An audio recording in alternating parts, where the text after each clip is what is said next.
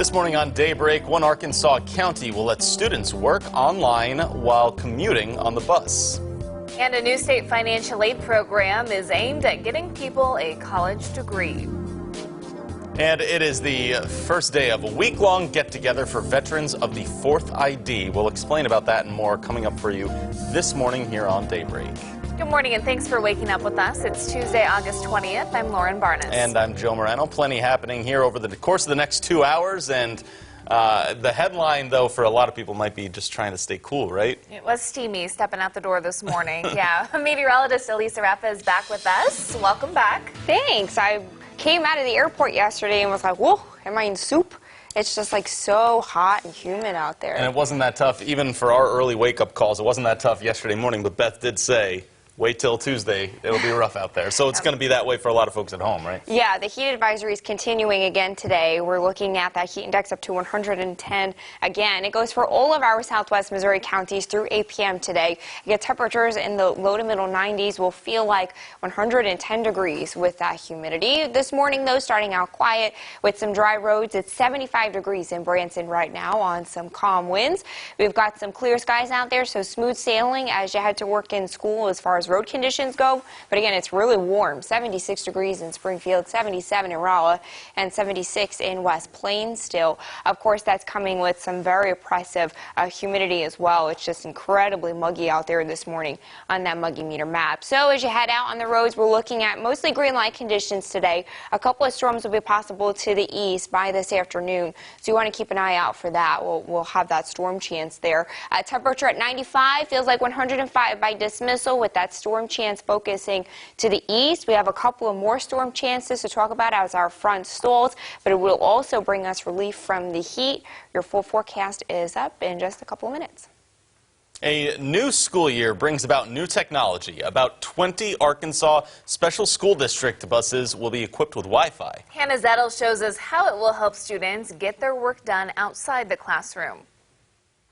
Well, that's right, Lauren and Joe. The first time Pulaski County students stepped on the bus this year, they were also able to open up their Chromebooks and work on homework, as that commute to school will now be an extension of the classroom. This will benefit those who have a longer trip on the road, putting students at an advantage to knock out their assignments. Students say access to internet is valued even more by children who do not have home Wi-Fi. Meanwhile, PCSSD plans to collect data to see how much of an impact Wi-Fi has on student learning. If achievement rates increase in the selected schools, the district will consider expanding the initiative to additional buses. Transportation Director Charles Blake points out kids can't browse whatever they want online as it's filtered internet. We have a list of acceptable sites that students can log on to, as well as any recommended sites from our schools that they would like our students to view. Now, money from last year's school operating budget, that is taking care of costs. Starting the first week of September, PCSSD will alternate which school buses will get Wi-Fi.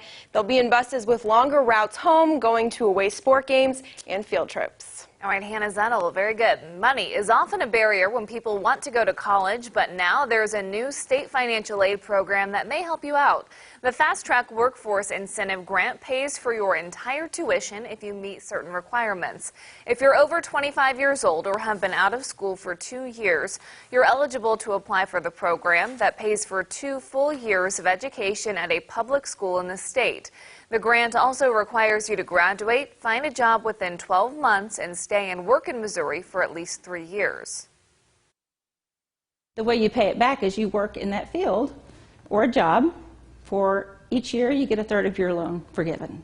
So in essence, it's a grant when you go to work and prove that you want to stay in Missouri and be, a part of that workforce. The FastTrack Workforce Incentive Grant was put into place to help Missouri's workforce. It was designed to help students or former students return to school to finish up that degree. Other requirements for the program include a household income of $80,000 or less for a family or $40,000 or less for an individual. You're right to know this morning, St. Clair police have found a man they were searching for considered to be dangerous. 41-year-old Johnny Ray Adams was found in the Collins area just after 4 o'clock this morning. He had a 10-month-old baby with him who was also found to be safe. Adams was wanted by several agencies for multiple felony warrants. More than a year after a boys' boarding school closed in McDonald County, the couple who ran it are now facing trafficking charges. Gary and Megan Wiggins were indicted for allegedly trafficking boys in their boarding school between May and July of last year. The Wiggins ran Joshua Home and claimed the school would help troubled boys through Christian-based education.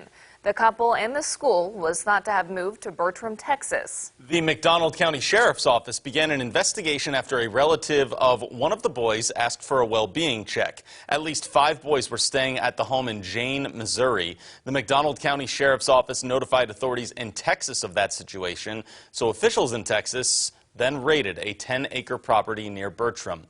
8 boys between the ages of 10 and 17 were removed. The Wiggins are now in police custody.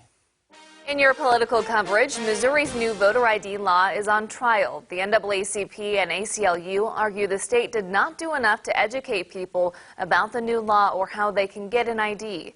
Testimony is underway in Cole County and should last all week. The state argues an 18-month informational campaign was more than what was required by the law to educate voters. We have a local spotlight for you this morning.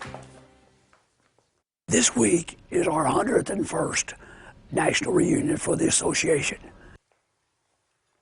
And it is the first day of a week-long get-together for veterans of the 4th ID, that's the Infantry Division, at Fort Carson, Colorado. The Midwest chapter has an annual region, and more than 200 veterans are expected to show up. That is right, and as Robert Yaley explains, many of them were in the same place 50 years ago. This, I believe, is the first year since I've been in the association that we'll have no World War II veterans attending this year. We've always had them in the past. Probably 95% of the persons coming this week will be from the Vietnam era. Many of the veterans visiting this week actually served in the same company or even squad. The 4th ID's motto is steadfast and loyal. Today I met up with Keith Brown, a former platoon sergeant. For the past few years, he's been traveling to different grave sites to honor soldiers that he knew or that were in the 4th ID. His name is Billy Perry of Dallas, Texas. Just a real sweet fella. His nickname was Sweet Billy. Over the years, Billy's headstone became buried under grass and dirt. Keith helped find it and dig it up. He was with Billy the night he was killed. But I was so thrilled to be able to locate his headstone and pay tribute to Billy. It was something I had promised myself I would do. And in Nebraska, Keith visited Staff Sergeant Terry Burney, who was also killed in Vietnam. We walked into an ambush, and Terry was walking point. Terry replaced me as point man just minutes prior to his death. In all, over 58,000 U.S. troops were killed in the Vietnam War. Many were only in their early 20s. But as Keith continued to search for more of his fellow veterans in the 4th ID, he recently came across this man, Lawrence Pinnell. He was also in Delta Company. His body was laid to rest at the Springfield National Cemetery. Although Lawrence died a year before Keith would serve, he's still a part of the Brotherhood. Both Keith and former Major Larry Brainerd from Arkansas honored Lawrence with the 4th ID challenge coin and salute. Breathing, horns. Order, horns. And while at the cemetery, we learned that the grave directly to the right was another soldier who died in Vietnam. Lawrence Carson from Kansas was a Marine Corps vet. But Old Glory was placed at both headstones. Keith emphasizes this project is not for him, but for those who paid the ultimate sacrifice. So it's taken 50 years, but I'm finally getting around to doing that. And I wanted to take an opportunity to salute and pay a tribute to Lawrence. In Springfield, Robert Yaley, Ozarks First. Still ahead for you on Daybreak, we'll tell you why Twitter suspended hundreds of accounts yesterday. 200,000 accounts were banned for a different reason as well. That's in your Money Watch straight ahead. From Color 10 Ozarks First, Lauren Barnes, Joe Morano, and weather with meteorologist Elisa Raffa. This is Color 10 News Daybreak.